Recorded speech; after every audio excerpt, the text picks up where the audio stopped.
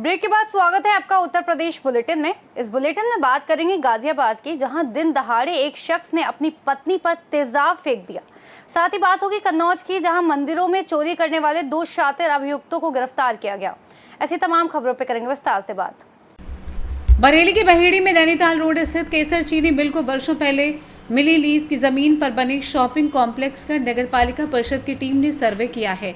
Team ने मौके पर पहुंचकर निर्माण कार्य का निरीक्षण किया और वीडियोग्राफी की।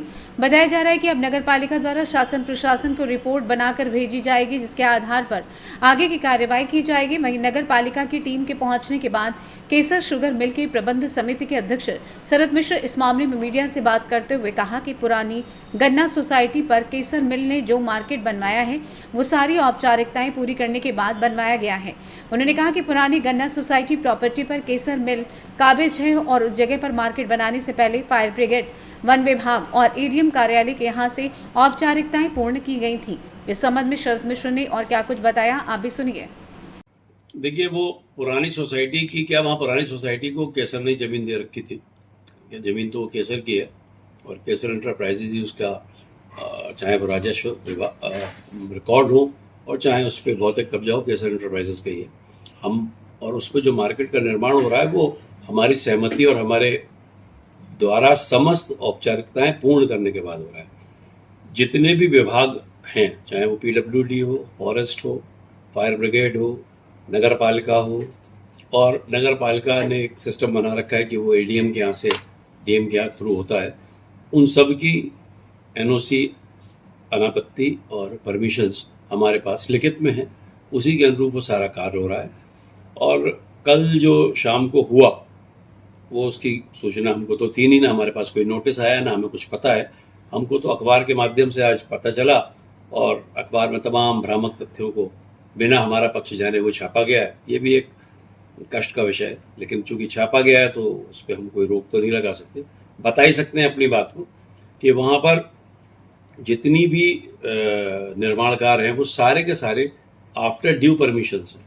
और जितने भी, चाहे वो यहाँ के लोकल अफसर हो या बरेली स्तर के अफसर हो, उन सब के वो संज्ञान में है। जिस कॉम्पिटेंट अथॉरिटी से जो परमिशन चाहिए वो परमिशन ली गई। बरेली से सी न्यूज संवाददाता अब्दुल वाजिद की रिपोर्ट। खबर गाजियाबाद से, जहां एक शख्स ने अपनी पत्नी पर तेजाब फेंक दिया। चश्मदीदों के मुताबिक घटना के बाद मौके पर मौजूद लोगों ने आरोपी को पकड़कर पुलिस के हवाले कर दिया है। वायरल वीडियो में देखा जा सकता है कि आरोपी को गुस्साई भीड़ से बचाकर पुलिसकर्मी अपनी बाइक पर बैठाकर ले जाते हैं।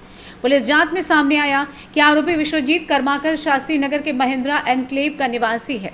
एसीपी कविनगर स्वतंत्र कुमार सिंह ने बताया कि आरोपी ने कबूल किया है कि उसकी पत्नी कुछ दिन पहले घर से गायब हो गई थी और हाल ही में लौटी, जिससे नाराज होकर उसने तेजाब फेंकने की घिनौनी हरकत की।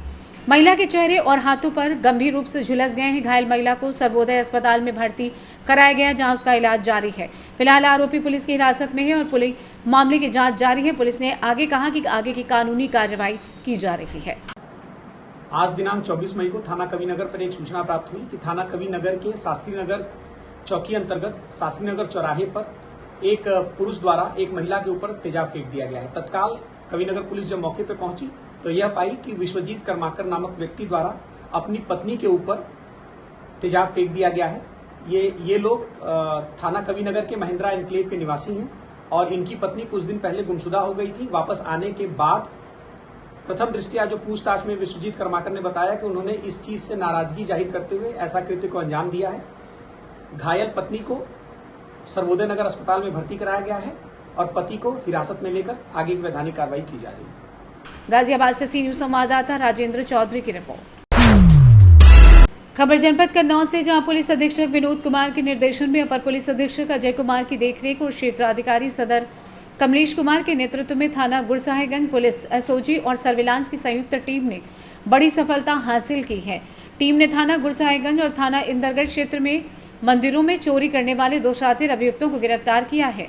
गिरफ्तार अभियुक्त नसीम और सगीर के पास से चोरी की गई 15 छोटी बड़ी घंटी, श्रृंगार व आरती का सामान, पूजा की कटोरी और 315 बोर के 2 तमंचे और 2 जिंदा कारतूस बरामद हुए हैं। इनके खिलाफ थाना गुरसाहिबगंज में आर्म्स एक्ट के तहत मुकदमा दर्ज किया गया है। इस संबंध में अपर पुलिस अधीक्षक अजय कुमार ने क्या कुछ कहा, आप भी सुनिए। सर, किस तरह का खुलासा था चोरी के मामले से?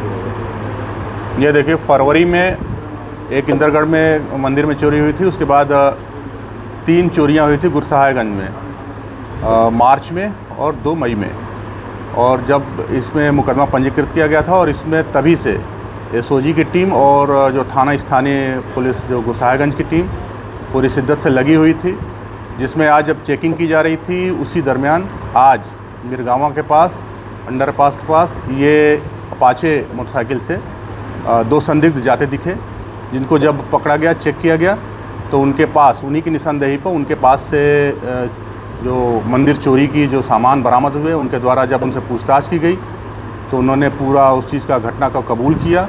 उन्होंने 2 अन्य अभियुक्तों के भी नाम बताए और जिनकी तलाश हम लोग अभी जारी की है। सर, इस गैंग में जो जितने भी लोग थे किस तरीके से रेकी करते थे, घटना को अंजाम दिया करते? एक इसमें देखिए स्थानीय व्यक्ति था और उसी के द्वारा ये इन लोगों को बताया जाता था कि हाँ यहाँ पे इस मंदिर में चोरी करनी है, यहाँ ये सामान मिल सकता है।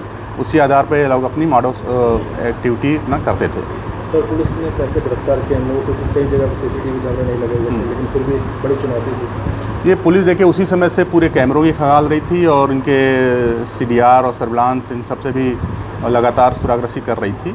लेकिन आज चेकिंग भी चल रहा था इसी संबंध में, और जब उनको संदिग्धों के देखा उन्होंने, तो जब उनको पकड़ा, उनके पास से जब माल बरामदगी हुई तो इससे भी मुखबिर की भी इसमें सूचना मिली थी इनको, तो उसी आधार पर कितनी जगह की चोरी स्वीकार कर रहे हैं? इसमें 4 मंदिर हैं इंदरगढ़ का, गुरसहायगंज के और गुरसहायगंज के 3 मंदिर थे।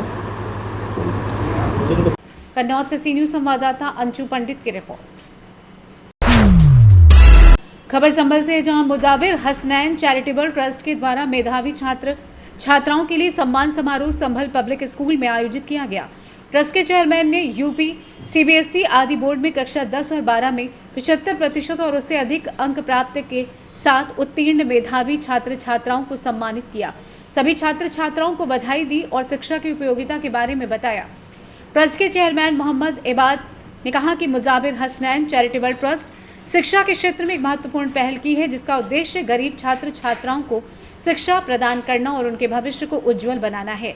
इस ट्रस्ट के प्रयासों ने न केवल छात्रों की शिक्षा में सुधार होगा, बल्कि समाज में भी सकारात्मक परिवर्तन आएगा। वहीं मुख्य अतिथि डीआईजी जमाल ताहा ने छात्र छात्राओं को समय की उपयोगिता पर प्रकाश डाला। शाकिर इस्लाही ने कहा कि छात्र छात्राओं को अपने समय का ध्यान रखते हुए पढ़ाई करनी चाहिए। समय बहुत कीमती है, हमें समय की अहमियत समझनी चाहिए। कार्यक्रम का संचालन अली शहजाद द्वारा किया गया। इस अवसर पर समाज सेवी नुसरत इलाही, गुलाम मोहम्मद आदिल, एडवोकेट आदि मौजूद रहे। संभल से सी न्यूज संवाददाता इसरार आलम साफी की रिपोर्ट। इस बुलेटिन में फिलहाल इतना ही। देश और दुनिया की तमाम बड़ी जानकारी के लिए देखते रहिए सी न्यूज भारत।